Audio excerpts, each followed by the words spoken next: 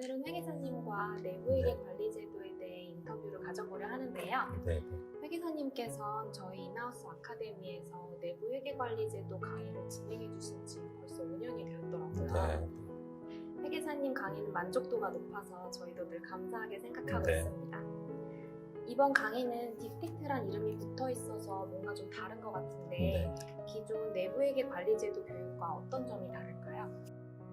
기존의 내부회계 관리 제도 강의를 했던 거는 그냥 이론적인 설명 위주로 진행을 했다 이렇게 보시면 될 것 같은데, 내부회계 관리 제도는 다른 세무나 회계 교육과 달리 이거는 실무에서 회사 전체를 컨트롤해야 되는 그런 토픽이기 때문에 실무진들이 가장 어려워하는 거는 현장에서 이걸 어떻게 실무에 적용해야 되냐, 그런 것 좀 어려움이 있으시고, 또 이론적으로도 좀 어려운 내용이기 때문에 딥텍트 교육은 사전 온라인 교육을 통해서 내부회계 관리 제도에서 요구하고 있는 이론적인 내용을 일단 숙지하시고, 그 내용의 학습한 근거에 의해서 오프라인으로 모여서 과연 이걸 실무에 어떻게 적용할지에 대해서 실습, 그 다음에 다른 회사의 사례, 이런 것들을 같이 모여서 공부하자고 하는 게 딥텍트 교육의 가장 큰 차이점이다, 이렇게 이해하시면 될 것 같습니다. 그럼 이번 강의는 상장 중소기업을 위한 강의라 들었는데요. 상장 중소기업인지 상장 대기업인지에 따라 적용되는 내부회계 관리 제도가 크게 다른가요? 내부회계 제도는 모범 기준에 따라서 회사가 설계하고 운영해야 되는데요. 그 모범 기준 자체가 상장 대기업용과 상장 중소기업용으로 아예 구분이 되어 있습니다.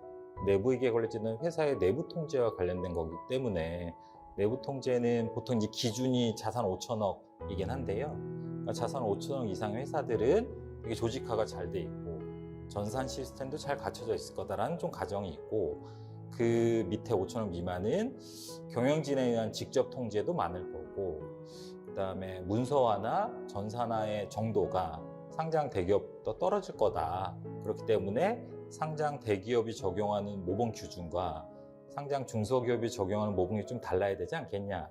그래서 상장 중소기업은 기본적으로 경영진에 의한 직접 통제를 인정해주고, 문서화의 정도도 상장 대기업보다는 조금 간략하게 할 수 있게 이제 모범 기준에서 좀 허용해 준 거죠.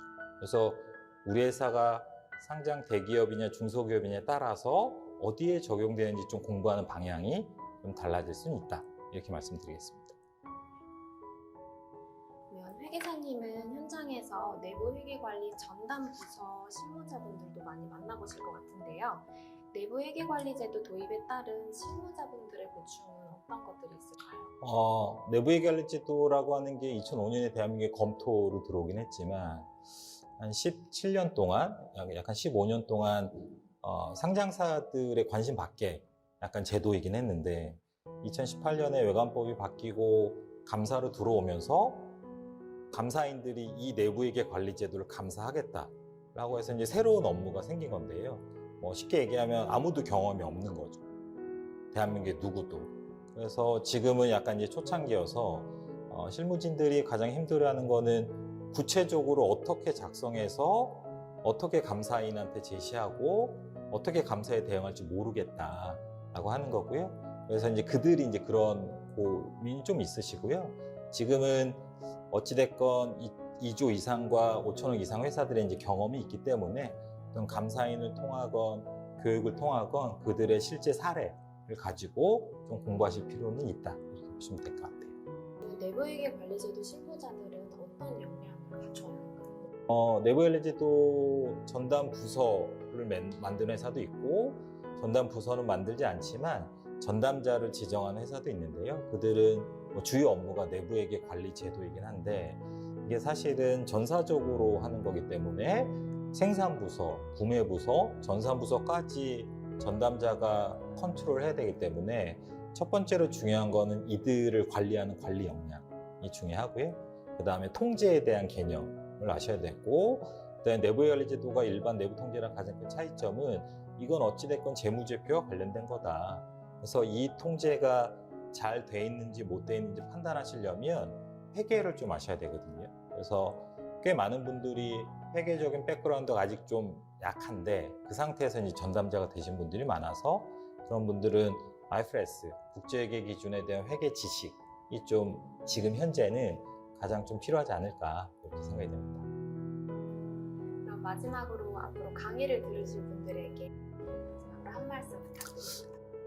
그 내부회계관리제도를 바라보는 시각이 이거를 해야 되는 회사의 시각도 있고 회사의 재무제표를 감사하는 감사인의 시각도 있는데요. 조금 감사인의 시각에서 보면 재무제표를 작성하는 그 과정에 대한 신뢰도를 높이기 때문에 재무제표를 감사하는 감사인의 입장에서는 되게 필요하다라는 입장이 이제 회계법인의 입장이긴 하고요. 회사 입장에선 어찌됐건 업무가 이제 추가되는 거라서 부담은 있긴 하지만 우리 회사의 재무제표 신뢰성을 높이는 데 아주 중요한 과정이기 때문에 그런 좀 필요성 좀 인지하시고 이 업무의 좀 특성은 통제와 관리와 회계 세 개가 이제 아우르는 거기 때문에 개인적으로는 회사의 여러 부서들을 관리하는 능력, 그 다음에 통제에 대한 개념을 아는 능력, 또 추가적으로 회계에 대한 나의 역량 이걸 키울 수 있는 아주 좋은 기회다 이렇게 생각을 합니다. 감사합니다. 네, 감사합니다.